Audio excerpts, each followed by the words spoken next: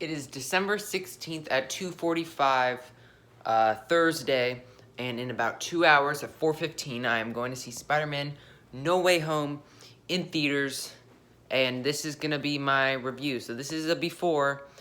Going in, I'm really nervous. I'm either going to love the movie or I'm going to hate the movie. I would love to see Tobey in it, but I just am afraid of them ruining villains' character arcs, because they all died for a reason, and also Toby's and even Andrew's.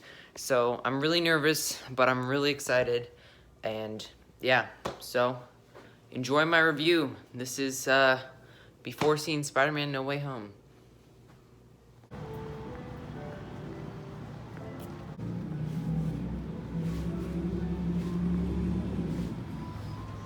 Spider-Man No Way Home.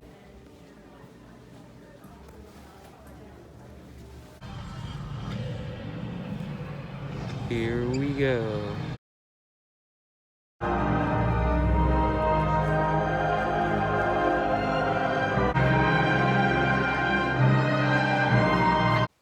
Hey guys, so I got home, and after thinking about the movie a bit, I want to give a quick review of Spider-Man No Way Home. And I just want to say, I'm very happy.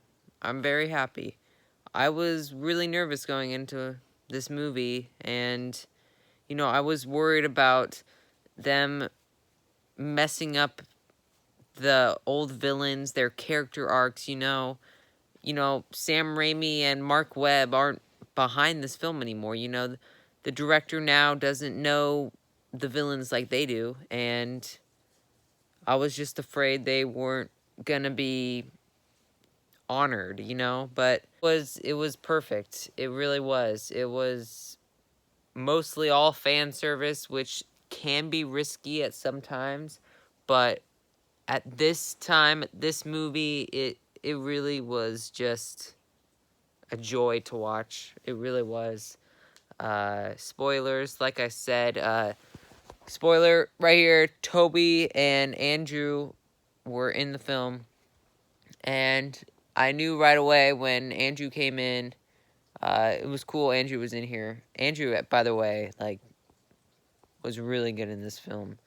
But oh my gosh, right when Andrew came in, I was just waiting for Tobey. When Tobey showed up, I am not gonna lie, I totally cried. And it was amazing. And I'm not embarrassed to say that whatsoever, because it was really amazing when Tobey was in there. And it was perfect. The characters, they didn't seem off. They didn't seem like themselves. It was totally them, and it was the Peters that we knew, and it was really good. And the final third act was just amazing. It really, you'll just be blown away, especially if you're a huge Spider-Man fan, no matter when you joined. When you joined watching Spider-Man films, when you started to love Spider-Man films. I started to love Spider-Man from the Sam Raimi trilogy, but if you started watching during Andrew Garfield, you'll love this. Tom Holland, you'll love this. Tobey and Andrew's character were completely, let's say, honored. There was a few scenes where, you would hear the music kick in from their trilogy, or, for example, one of the greatest scenes in the movie of when Michelle is falling and Tom Holland is unable to catch her, and Andrew Garfield goes to catch her and is successful, and after his failed attempt with Gwen Stacy and his face, his reaction to that, it's just it's such a good scene. It's really tugs on the heart, and it's really good. But also this amazing scene at the end where, Tom Holland is in with this insane choice of if he should kill Norman, after basically killing Aunt May. and, you know, he's about to stab him with his own glider, and Tobey jumps in and stops him. And there's just that scene of just Tobey, you can just see, like, in his face of just what he's telling Tom Holland, just to not do this. Really good. And I would also like to add that it really helped me like Aunt May's character as well. Obviously, nothing can compare to Sam Raimi's Aunt May. I love Sam Raimi's Aunt May, and every scene she's in is just amazing. It's just so, like, just amazing. The quotes she says and all that. Anyways, back to MCU's Aunt May. I never really liked her in the first or second. I feel like she was mostly known for just, it was just more jokes, you know, and comic relief. But this one, they really actually showed her character, especially great touch, by the way, adding in Feast, just like the game, and even on her gravestone of saying, if you help one person, you help everybody. And I think that was just a great touch. One thing I do want to say is, this is the film that really, finally, I was able to have respect for the Tom Holland Spider-Man. It really finally showed the sacrifice Tom Holland's Peter made at the end. Finally showed that they understand who Spider-Man, who Peter Parker really is.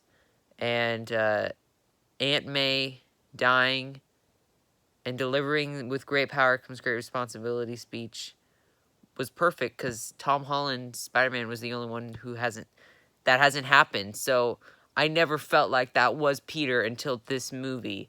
You finally got to understand. He understood what Spider-Man, being Spider-Man, really was about. The sacrifices you have to make. And sometimes to do what's right, you have to be steady and give up the things you want the most, even your dreams. And that's what Tom Holland and Peter did in the end. And I'm so glad they finally understand who Spider-Man is. And this film was just, it was just amazing. It really was. And oh my gosh, all the villains were great, but William Dafoe, dude, he killed this movie. He killed this movie. I gotta say, Spider-Man 2, 2004, is still my favorite Spider-Man movie. But I have to say, Green Goblin, William Dafoe in 2002, and even this film, it just shows that he is the best Spider-Man villain of all time. He was unbelievable in this movie, and it was so amazing. And I think my only few flaws was the MCU really likes to make jokes and stuff, and there was this one joke that I didn't really care for, where Toby and Andrew, they're like making cure for the villains, and Ned walks up to Toby and asks, "You have a best friend?" He talks about Harry, which I love that they honored Harry. But it seems like Toby doesn't, but Ned just turns it into some kind of joke, a cheap laugh. And I didn't find that really funny, you know, because Harry's death means a lot to that trilogy, and them turning it into a joke, I don't know. I didn't really care for that personally. Another thing is, oh my gosh, the lizard dude. He was probably the worst. It was the worst villain in there, for sure. The weakest. What the heck was going on? Whoever designed the lizard for this film, I don't know what they were thinking. They should have just stuck with the one from Amazing Spider-Man, because it did not look good, in my opinion. When he talked, the mouth didn't move. It was weird. It was weird. But otherwise, those few flaws it doesn't tribute to the end result at all. I loved the film. I loved it. It was great. You know, for sure, I would put it at Spider-Man films-wise if you asked me to rank it. You know, you got Spider-Man 2, Spider-Man, Spider-Man 3. That's the Sam Raimi trilogy. I'm sorry. You can't touch those. You physically can't. Unless you get a Spider-Man 4 here soon. Those aren't moving. But Spider-Man No Way Home, I'm proud to say, is on that list. I finally have respect for Tom Holland's Spider-Man. And I'm glad I do. Because it finally feels like Spider-Man. That final swing he did with that new classic suit, thank goodness. I like the suit. I've never been a fan of the Tom Holland suits. Always found them just, I don't know, out of touch with Spider-Man suits. But anyways, it was amazing, and it I it was just amazing. That's all I can say. Go watch it. Go watch it. You're gonna love it. It was more than I could ever ask for. I mean, even like Matt Murdock was in it. Like, dude, Daredevil, like what the heck? I know there was like a few rumors of that, but I was like, dude, let's go. He's in it. He was like for a few minutes. I mean, even that, it's just like they did that for us, and it was just amazing. Complete fan service, and sometimes that's the best way to go, and it worked. And I applaud you, Sony, Marvel. Thank you, Stan Lee and Steve Ditko. That's it. Thank you, Sam Raimi.